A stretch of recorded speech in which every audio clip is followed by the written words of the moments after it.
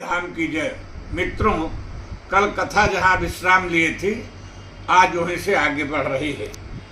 इंद्रधनुष टूटने की आवाज महेंद्रगिरी पर्वत पर तपस्यारत भगवान के आवेशावतार भृगुकुल में प्रकट हुए जमदग्नि पुत्र परशुराम के कानों तक पहुंची और वो सीधे महेंद्रगिरी पर्वत से जनकपुर की यज्ञशाला में पहुंच गए। तेहि अवसर सुन शिव धनु भंगा, आयो भृगकुल कमल पतंगा।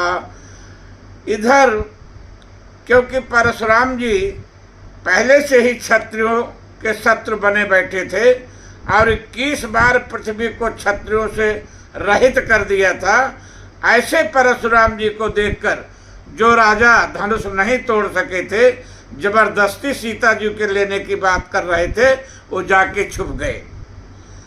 और देखी महेप सकल सकुचाने, बाज झपट जन लवा लुकाने।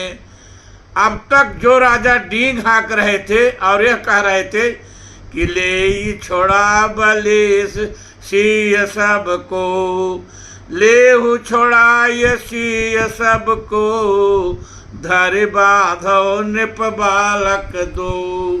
तोरे धनुष चाड़ नहीं सरई, जीवत हमहि कुंवर को बरई। जो विदेह कछु करय सहाय, जेतहु समर सहित दो भाई।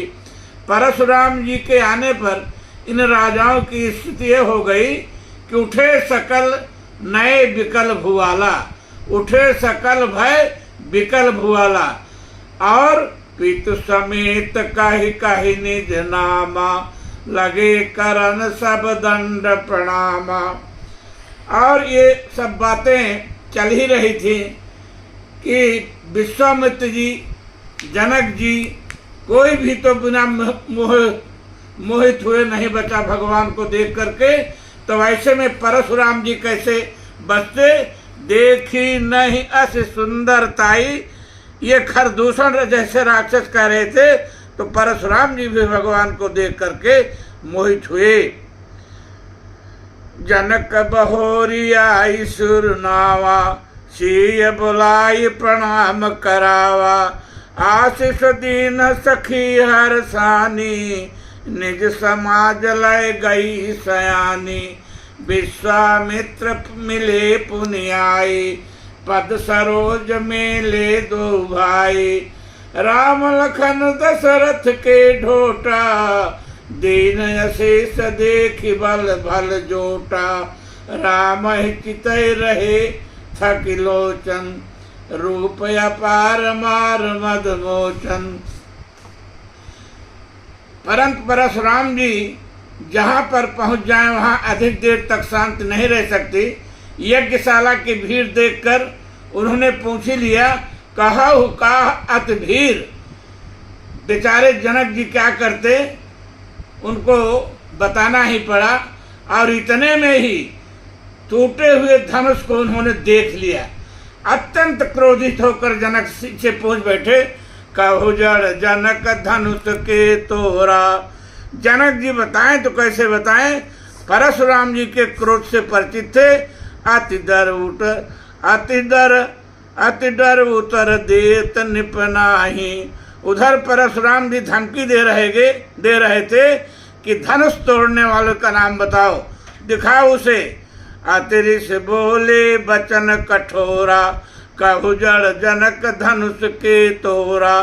बेग दिखाव मोह न तयाजो, उल्टई पलटई मह जहाँ लगी तो राजू। उल्टाऊ मह जहाँ लगी तो राजू। बेग दिखाव मोह न तयाजो, उल्टाऊ मह जहाँ तक तो राजू।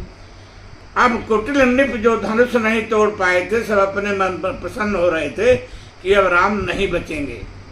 सभी को भयभीत एवं सीता को डरा हुआ तथा जनक जी के संकोच को देख करके राम जी स्वयं आगे आए और उन्होंने कहा, नाथ संबोधन भंजनिहारा, होई कोई एक दास तुम्हारा। श्री राम ने कहा, नाथ शंभु अर्थात जिसने धनुष तोड़ा है वह शिव का नाथ है। शिव उसे जपते हैं अथवा जिसने धनुष तोड़ा है उसके स्वामी, उसके नाथ शिव जी हैं। और यही नहीं, धनुष तोड़ने वाला आपका दास भी है। इस पर परशुराम जी ने कहा, वह मेरा दास हो ही नहीं सकता जो मेरे गुरु का धनुष तोड़ा है। भगवान राम के गूढ़ वचन को क्रोध में भगवान परशुराम नहीं समझ सके और उन्होंने कहा, सहस बाहु समसो रिपु मोरा। वह सहस बाहु के समान मेरा दुश्मन है जिसने धनुष को तोड़ा है। इस पर सो बिल गाव बिहाई समाजा, नत मारे जई हैं सब राजा। जब परशुराम जी ने सभी राजाओं को दंड देने की बात की तो लक्ष्मण जी को हंसी आ गई। सुन मुनि बचन लखन मुस्काने। और वे परशुराम जी को अतीत की बात स्मरण कराते हुए कहे कि आप याद करें, जब पृथ्वी मेरी माँ बनकर आपके पास मुझे छोड़ आई थी और मैंने आपकी अनुपस्थित में बड़े बड़े राजाओं को परास्त कर आप द्वारा एकत्र किए गए धनुषों को बहुत तोड़ा था, तब आपने इतनी गुस्सा नहीं किया था। यही धनु पर ममता के ही हेतु। अब तो परशुराम जी को और क्रोध आ गया। वह राजाओं के धनुषों की समानता शिव के धनुष से कर रहा है। वो बोल पड़े, रे निपबालक काल बस बोलत तो ही न सभात, धनु ही सम त्रिपुरार धनु विदित सकल संसार। अरे शिव जी के धनुष के मुकाबले तुम और धनुष की तुलना कर रहे हो। ऋषिवर, यदि आप इसे बचाना चाहते हैं तो रोक लो, अन्यथा अब यह मेरे फरसे से मृत्यु को प्राप्त होगा। काल कवल हो ही छन माही। विश्वामित्र जी ने कहा, लक्ष्मण बालक है प्रभु, आप संत हैं, कृपया इसके अपराध को क्षमा कर दें। कौशिक कहा, क्षमीय अपराधो बाल दोष गुण गण ही न साधु। परशुराम ने कहा, ईश्वर, इसे तो मैं केवल आपकी वजह से छोड़ रहा हूँ, अन्यथा दंड अवश्य देता, और दंड भी न देता बल्कि इसे काट कर थोड़े ही श्रम में गुरुदेव के ऋण से उर्ण हो जाता। न ते काट कुठार कठोरे, गुरु ऋण होते श्रम थोरे। परशुराम जी की बात सुनकर लक्ष्मण जी से नहीं रहा गया। वह परशुराम जी की बात को व्यंग में कह गए, हाँ हाँ जानता हूँ, आप पिता के ऋण से तो ऋण हो ही चुके हैं, परंतु गुरु का ऋण से उसे आप मेरे मस्तक को काट कर पूरा करना चाहते हैं, तो यह तो आपके बस की बात नहीं है। क्योंकि यदि आपके उस ऋण की पूर्ति तो मैंने अपनी थैली खोली तो उसे झेल पाना आपके बस की बात नहीं होगी।